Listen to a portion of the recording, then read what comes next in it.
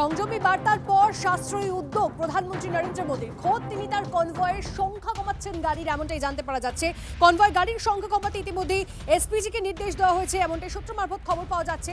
জ্যোতির্ময় আমাদের প্রতিনিধি আমাদের সঙ্গে রয়েছে, জ্যোতির্ময় থেকে জানবো। তবে তার আগে আরও একবার আপনাদেরকে জানিয়ে রাখি, জ্বালানির সাশ্রয়ে প্রথম পথ দেখাচ্ছেন প্রধানমন্ত্রী নরেন্দ্র মোদী। নিজের কনভয়ে গাড়ির সংখ্যা কমিয়ে দিলেন তিনি, এমনটাই জানা যাচ্ছে। কনভয়ে গাড়ির সংখ্যা কমাতে ইতিমধ্যেই এসপিজিকে নির্দেশ দেওয়া হয়েছে, সূত্র মারফত জানতে পারা যাচ্ছে।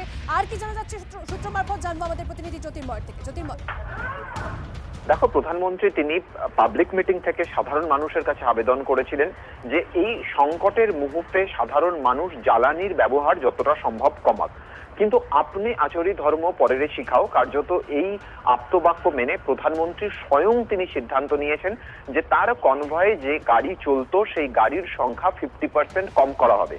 সেই 50%-এর মধ্যে যত সংখ্যা গাড়ি চলবে তার অধিকাংশই থাকবে ইলেকট্রিক কার।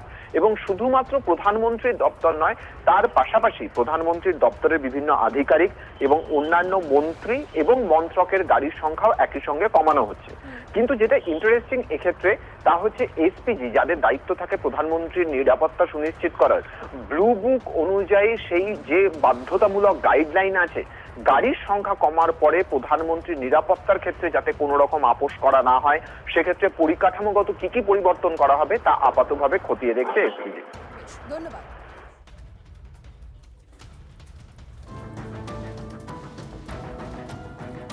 দেখুন, প্রধানমন্ত্রীর যে দেখানো পথ, সেই পথে বাংলার মুখ্যমন্ত্রী শুভেন্দু অধিকারী তিনিও নিজের কনভয়ে গাড়ির সংখ্যা কমালেন বলে খবর পাওয়া যাচ্ছে। এবং আজ থেকে এই সিদ্ধান্ত কার্যকর। নিরাপত্তার জন্য যতটা প্রয়োজন তার বেশি গাড়ি নয়, সাফ জানিয়ে দিলেন মুখ্যমন্ত্রী। খবর সূত্রে প্রধানমন্ত্রীর বৃহত্তর উদ্যোগে সামিল বাংলার মুখ্যমন্ত্রী শুভেন্দু অধিকারী। জ্বালানি বাঁচাতে বাসে চেপে শপথে গেলেন বিজেপি বিধায়করা।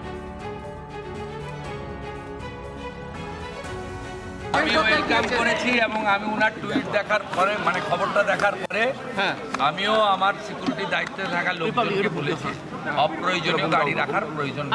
আমাদের প্রধানমন্ত্রী আমাদের পথ প্রদর্শক। ভারত অভিযান থেকে রাষ্ট্রবাদের উত্থান, ভারতীয় সংস্কৃতি থেকে সনাতন সংস্কৃতির জাগরণ, সবকা বিকাশ, সবকা বিশ্বাস, সবকা প্রয়াসের তিনি প্রবর্তক।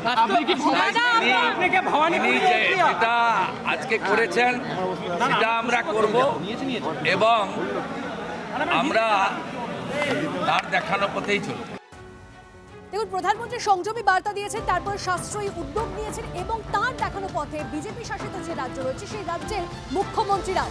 এবং আপনাদেরকে জানিয়ে রাখি, যোগী রাজ্যে ইতিমধ্যেই নো ভেহিকেল ডে ঘোষণা করা হয়েছে। সপ্তাহে একদিন মন্ত্রী, বিধায়ক, সাংসদদের পাবলিক ট্রান্সপোর্ট ব্যবহারের নির্দেশ। ব্যবহার করা যাবে ইলেকট্রিক কার, সাইক্লিং ও কার পুলিং এর ওপর জোর দেওয়া হয়েছে বলে খবর।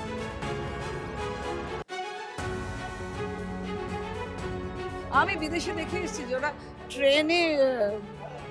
মেট্রো ট্রেনে যাতায়াত করেছে, মানে সব বড় বড় পলিটিক্যাল লিডার্স যাচ্ছে। সেই রকম হওয়া উচিত।